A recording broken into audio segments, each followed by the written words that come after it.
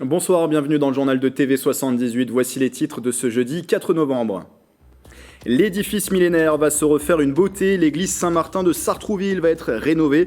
2 ans de travaux sont nécessaires pour sauvegarder le lieu abîmé par les années. Une convention a été signée récemment entre la municipalité et la Fondation du patrimoine. Près d'un Français sur 2 ne serait pas revenu dans les lieux culturels depuis cet été. C'est le résultat d'une enquête commandée par le gouvernement et révélée il y a quelques jours.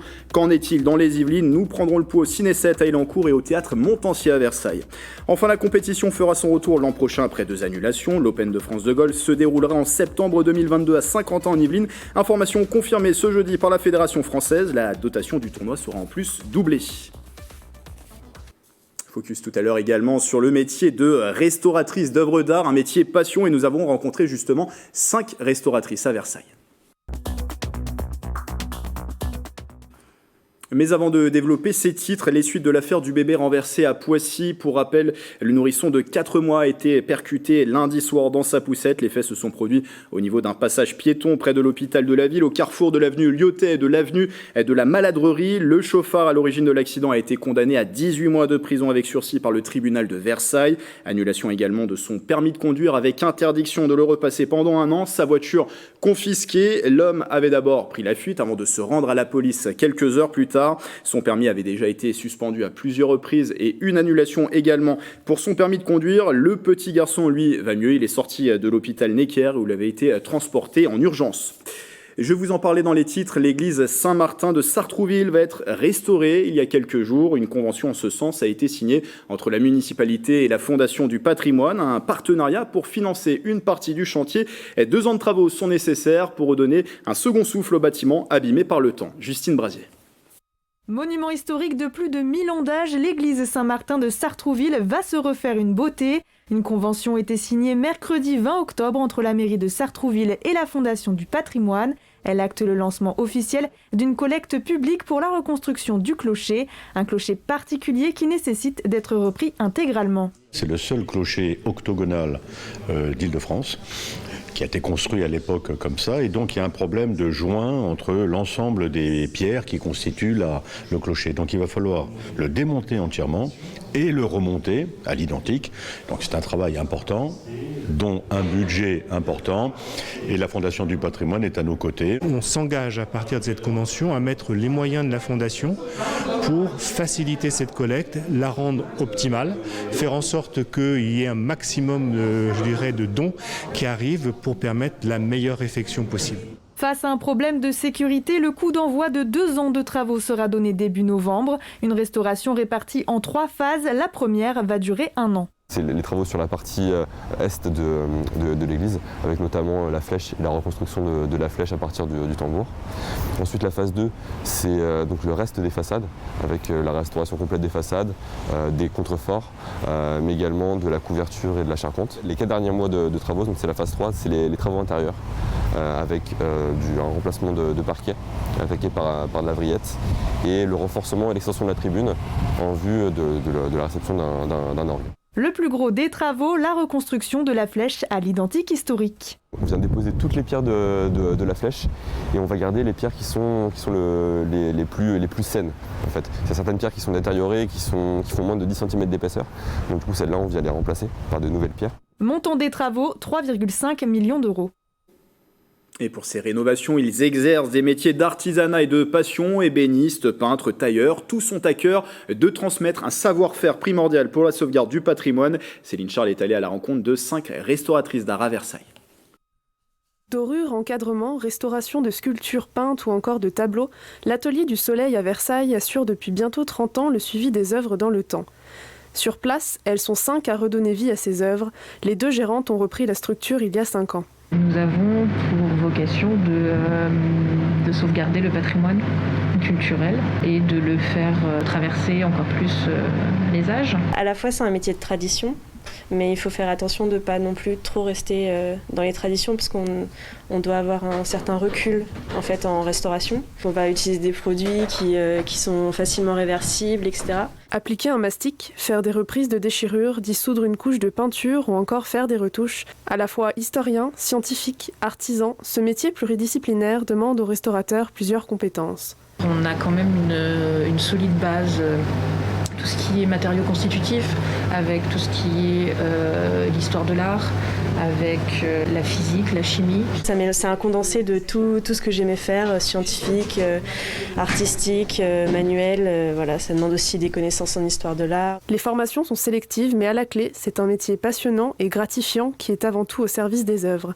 Ici, particuliers, collectionneurs et musées viennent pousser les portes de l'atelier. Quand des personnes nous apportent un petit tableau qui pour eux représente quelque chose, voilà, c'est toute une histoire dans leur famille, et puis nous apportent ça, c'est vrai que bon, il va pas être en très bon état, puis nous on leur rend beau. On est juste là pour faire passer les œuvres à travers le temps et à travers les âges, donc il faut vraiment respecter un maximum les œuvres d'art. Un métier axé sur la transmission pour que les œuvres d'hier et d'aujourd'hui puissent continuer à vivre encore un peu demain. Les Français boudent-ils leur lieu culturel ? C'est en tout cas le résultat d'une enquête qui le dit, commandée par le gouvernement. Elle révèle que près d'un Français sur deux ne serait pas retourné au cinéma ou dans une salle de spectacle depuis cet été. Qu'en est-il dans les Yvelines ? Nous allons poser la question à Geneviève Dichamp qui est avec nous par visioconférence. Bonsoir. Bonsoir Grégory. Co-directrice du théâtre Montansier à Versailles. Avant de vous laisser répondre, nous sommes allés également prendre le pouls du côté d'un cinéma. C'est le Ciné 7 à Elancourt et c'est avec Mickaël Elmidoro. Au Ciné 7 d'Elancourt, la fréquentation n'est toujours pas revenue à la normale. En cause, la crise sanitaire et l'instauration du pass sanitaire en France le 21 juillet dernier. L'établissement classé art et essai a perdu de nombreux spectateurs et notamment un public familial sur ses vacances de la Toussaint. Moins 30, moins 35%. Là, par exemple, on a un bon indicateur, c'est les vacances de la Toussaint, on est en plein dedans. Les résultats sont pas du tout ceux qu'on aurait pu espérer pour des vacances de la Toussaint normales, parce qu'en général, ce sont des vacances, comment dirais-je, où on fait le plein, quoi, dans les cinémas en tout cas. Et là, on est vraiment. Ça dépend des séances, ça dépend de la programmation, bien sûr. Tout ça joue aussi beaucoup, mais on sent bien que les gens ont du mal à revenir. Le Ciné 7 d'Elancourt va mieux depuis la rentrée. La fréquentation est passée de moins de 60% cet été à moins de 30% cet automne. Mais les chiffres restent historiquement bas pour cette salle ouverte depuis 1975 dans le quartier des Sept Mares. Et les blockbusters de ces dernières semaines n'ont pas boosté sa fréquentation. Le James Bond, par exemple, c'est un très bon indicateur. On a fait, nous, par exemple, au Ciné 7, je dirais... à un peu plus de la moitié de ce qu'on aurait dû faire normalement en termes d'entrée avec un film de ce calibre-là, surtout qu'il était quand même très attendu. Donc c'est pas un James Bond qui va avoir une carrière, la carrière qu'il aurait dû avoir normalement. Avant le début de la crise sanitaire en 2020, le Ciné 7 d'Elancourt réalisait en moyenne près de 110 000 entrées par an. Donc une tendance qui se confirme donc dans ce cinéma, mais on va prendre désormais un autre exemple, celui du théâtre Montansier à Versailles. Geneviève Dichamp, co-directrice du théâtre, est avec nous par visioconférence. En petite précision sur l'étude dont je parlais juste avant ce sujet, elle a été menée auprès de plus de 3000 personnes de plus de 18 ans et réalisée entre le 31 août et le 3 septembre. Donc la tendance a pu évoluer depuis. Qu'en est-il au théâtre Montansier ? Est-ce que vous avez noté, vous, de votre côté, une baisse de la fréquentation ? Alors, nous, on note une baisse de la fréquentation sur la saison, sur l'ensemble de l'édition de la saison, mais sur les premiers spectacles que nous avons réalisés depuis septembre, on a fait de très belles salles. Alors, on constate d'abord plusieurs indicateurs. Les gens se décident très tardivement. Oui. Par exemple, nous, on joue le 31 décembre. D'habitude, à cette date-là, on a vendu 400 places pour le 31 décembre. Cette année, nous en avons vendu seulement 100 pour le moment. Mais si ça se trouve, le 31 décembre, nous aurons une très belle salle. Donc ça veut dire les gens ont changé leurs habitudes, clairement, dans la temporalité. Des habitudes qui ont changé, on réserve moins à l'avance, on prend plutôt son billet à la dernière minute, c'est ça ? C'est peut-être une tendance liée au fait qu'on ne sait pas comment va évoluer aussi cette épidémie. Peut-être que c'est aussi pour ça que ça freine les spectateurs. Clairement, il y a comment va évoluer l'épidémie. Ils ne souhaitent pas faire l'avance encore de l'achat de billets pour être remboursés dans quelques semaines ou quelques mois. Donc effectivement, ils attendent. Mais nous, on a constaté de belles salles. On a eu des spectacles effectivement qui ont répondu à l'attente du public. Ensuite, il y a un deuxième constat qui peut être fait, c'est que les théâtres qui, comme nous, font de la création, font des séries et de l'action culturelle sur le territoire, s'en sortent beaucoup mieux que ceux qui font du date-à-date. Avec, on va dire, moins de travail en direction du public et notamment des scolaires. J'allais justement vous poser la question, comment vous expliquez que, à l'inverse de d'autres lieux culturels, le théâtre montancier s'en sorte mieux? C'est peut-être la façon, l'approche qui est différente? Comment vous l'expliquez? Oui. Alors nous, on a une approche différente puisqu'on fait de la création et on fait des séries. Donc le bouche à oreille a le temps de se faire dans Versailles et autour. Et puis on travaille aussi beaucoup avec les scolaires et comme vous le savez, les scolaires n'étaient pas tenus au pass sanitaire sur les matinées en journée, matinées à 10h et à 14h. Donc on a aussi eu pas mal de scolaires. Donc oui, selon la programmation qui est faite par les lieux, évidemment, le retour du public est différent. Et comment ça s'est passé? Création et qu'on annonce, c'est différent. Pendant justement la période de fermeture du théâtre, comment ça s'est passé justement avec le public? Comment vous avez réussi à garder le lien avec votre public pour qu'il soit fidèle justement à la réouverture du théâtre? Alors nous, on a communiqué avec eux régulièrement en leur donnant des nouvelles et des spectacles qu'on était en train de répéter, même s'ils ne pouvaient pas les voir. On a été très scrupuleux sur les remboursements, de manière à ne pas donner le sentiment aux spectateurs qu'on jouait sur la trésor. Et puis, on a eu de très grosses actions sur le territoire en direction des scolaires, puisqu'on a touché entre décembre et fin avril plus de 10 000 scolaires sur le territoire des Yvelines. Et donc ça, évidemment, ça a certainement un impact aujourd'hui sur le retour des spectateurs. Et autour de vous, avec les autres professionnels avec qui vous avez pu échanger, qu'en est-il? Est-ce que c'est assez inégal finalement? Il y a des salles qui fonctionnent bien, d'autres salles qui ont du mal à attirer le public. Qu'est-ce que vous avez pu constater? Alors, il y a effectivement une grande inégalité, notamment dans Paris Intramuros, où c'est beaucoup plus difficile qu'ailleurs, par exemple, sauf 1 ou 2 spectacles qui fonctionnent très bien. Et on constate en tout cas tous que la temporalité a varié et que là où des gens prenaient leurs billets 2 mois, 3 mois, 4 mois à l'avance, aujourd'hui, ils les prennent à 15 jours ou à 10 jours. Donc évidemment, ça change complètement la gestion de la salle. Oui. On ne sait pas à quelques jours si on sera 300 ou 400. Donc ça change sur le plan des ouvreux, sur le plan de l'organisation, du bar. Ça nous oblige à nous organiser complètement différemment de ce que nous faisions les saisons précédentes. Est-ce qu'à votre avis, il y a eu un effet pass sanitaire qui peut expliquer peut-être cette fuite des spectateurs au niveau national? Alors clairement, oui. Nous, on a eu un certain nombre de mails et un certain nombre de courriers dans lesquels les spectateurs nous disaient qu'ils ne reviendraient pas tant qu'il y aurait un pass sanitaire. Donc clairement, ça n'est pas une aide. Nous, on a maintenu le masque à l'intérieur de la salle, puisque c'est au choix des directeurs. Il nous a semblé plus rassurant pour les spectateurs que le masque soit maintenu. Mais clairement, la contrainte du pass est mal vécue par certains spectateurs, bien vécue par d'autres, mais c'est clairement pour certains un frein.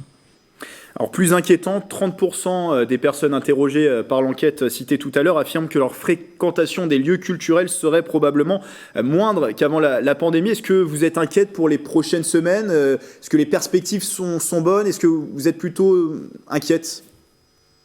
Alors, j'essaye de ne pas être trop inquiète, mais c'est vrai qu'il ne faut pas trop lire l'actualité sur le Covid, sinon pour les théâtres, ça devient tout de suite inquiétant.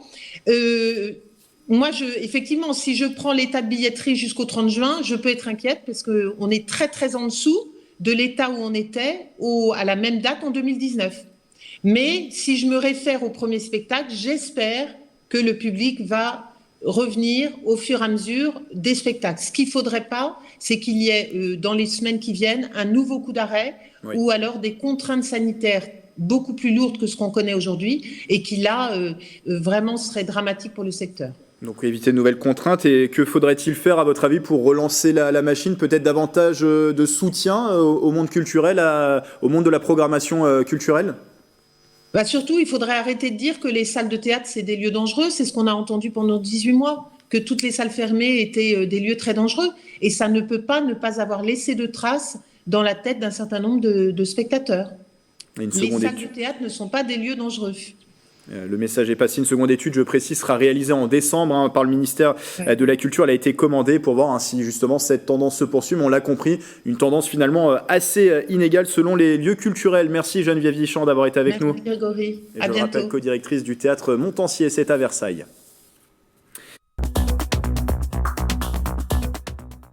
Du sport également dans l'actualité avec cette bonne nouvelle pour les amateurs de golf. L'Open de France sera de retour en 2022 au Golf National de Saint-Quentin en Yvelines. L'information a été confirmée ce jeudi par la Fédération française de golf et l'European Tour. Le rendez-vous avait été annulé ces 2 dernières années. Pandémie de Covid-19 oblige. Le tournoi se disputera du 22 au 25 septembre 2022 et aura une dotation de 3 millions d'euros, le double de la dernière édition, ce qui pourrait attirer des joueurs de renom. Écoutez ces propos recueillis par Michael Elmidoro. C'est un travail d'équipe. Comme vous le savez, c'est très important pour la Fédération française de golf de faire revenir l'Open de France au calendrier. Nous avons une super date en septembre. C'est aussi à la même date que nous avons eu l'honneur d'accueillir la Ryder Cup en 2018. L'Open de France de retour en septembre 2022 au Golf National de Saint-Quentin en Yvelines. Du rugby à présent avec le 15 de France féminin qui sera engagé samedi dans la première journée de la tournée d'automne à Vannes, match contre l'Afrique du Sud. Pour ce duel, l'Yvelinoise Émilie Boulard fait partie de la liste des titulaires dévoilée ce jeudi par le staff tricolore. L'arrière de 22 ans honorera face aux Springboks sa 4e sélection avec les Bleus après des rencontres contre l'Angleterre, l'Irlande et le Pays de Galles au dernier tournoi des 6 nations. Le Covid-19, vous l'avez compris et vous l'avez vu dans le journal, a eu des conséquences sur le monde culturel, le monde sportif, conséquences également sur les mariages. Leur nombre a diminué de 34% en 2020 et après 2 années compliquées pour les professionnels, les célébrations sont reparties à la hausse cette année. Les 13 et 14 novembre, un salon du mariage se tient à Massy en Essonne et une Yvelinoise sera présente. Elle porte beaucoup d'espoir pour la saison 2022. Mélanie Poquet. Une robe fleurie pour un instant solennel, Flora fait partie des modèles proposés par Laurence Mercier. Cette créatrice installée à Chevreuse crée depuis 1 an et demi pour les futurs mariés. C'est beau à regarder, ça fait rêver, c'est la robe d'un jour, et puis ça reflète vraiment la personnalité de la mariée, quoi. Donc c'est aussi ça qui me plaît, c'est une demande unique et c'est une robe unique d'un jour. Si Laurence Mercier n'a pas été touchée par la crise pour maternité, elle place beaucoup d'espoir dans la saison 2022. En 2020, seulement 155 000 mariages ont été célébrés, c'est 34% de moins qu'en 2019. J'ai été obligée de fermer à cause des confinements. Et en fait, à partir de mi-mai, je crois qu'on a pu réouvrir. Alors là, je suis passée de 0 à surchargée. Il y a eu une grosse demande en très peu de temps. Parce que du coup, les gens ont fini par savoir que leur mariage était maintenu. Et j'ai aussi senti que même les invités, pas forcément les mariés et l'entourage proche, ils avaient vraiment envie de se faire plaisir. Création sur base de modèles, réalisation sur mesure, comptez entre 1 000 et 2 500 € la robe. Laurence sera présente au salon du mariage et de la réception de Massy en Essonne. Avant de refermer ce journal, retour sur cet événement qui se déroulait le week-end dernier au Murau. La ville organisait une animation autour de la bande dessinée. Au programme exposition, concours de cosplay, stand de maquillage ou encore rencontre avec des dessinateurs. Le reportage de Mathilde Francou et Bichente Mérien-Santisteban. C'est au cœur de la rue Paul Doumer que petits et grands se sont rassemblés pour profiter des animations autour de la bande dessinée. Tout au long de l'après-midi, les fans de cosplay ont défilé dans leurs plus beaux déguisements devant un jury composé de 3 personnes. Je suis un belle paysanne de La Belle et la Bête. Après, gagne ou pas, on fait ça surtout pour s'amuser de manière générale. Les plus jeunes pouvaient également se rendre sur des stands de maquillage ou assister à un atelier de dessin avec François Plisson, dessinateur de bande dessinée. Ils se prêtent au jeu et ils sont bien contents. C'est le 3e petit groupe que j'ai depuis tout à l'heure et ça se passe très bien. Tout le monde sait à peu près dessiner, mais tout le monde ne le sait pas. En fait, si on s'entraîne, ça fonctionne.